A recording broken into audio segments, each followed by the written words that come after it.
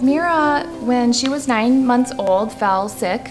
We all got colds and we all kind of came out of it, but Mira started to go downhill. We started to notice that she couldn't really move her arms anymore and she stopped kind of turning her head, and little did we know at that time that that would be just the start of a really long journey.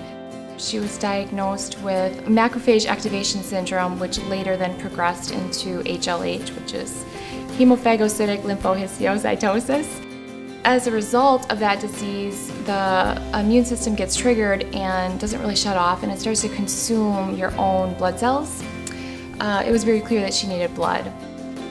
I'm Mira, and I'm 7 years old. And I'm Tanya, and Mira is my daughter.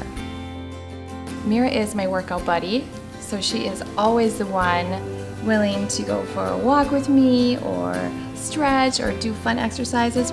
I like to play soccer. I mostly just be in a back leg defense. As Mira's disease continued to progress, we were able to use chemotherapy drugs and blood transfusions to buy us time. But unfortunately, with this particular disease, the only cure is a bone marrow transplant. We started a search for a bone marrow match, and we start with family, and unfortunately we didn't have a match in the family. They check the registry. First the registry nationally here, and if there's not a match, they'll reach out to some of the international registries.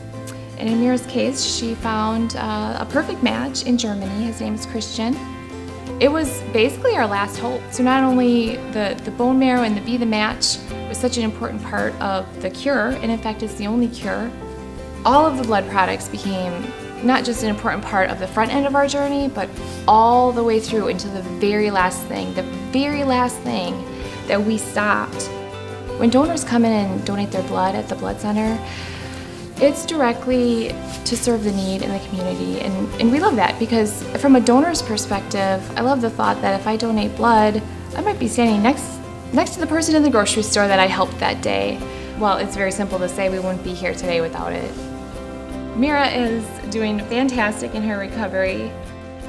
I'm proud of how she's really made up for lost time and really works hard on the soccer field, and you'd never guess that she had trouble at one time.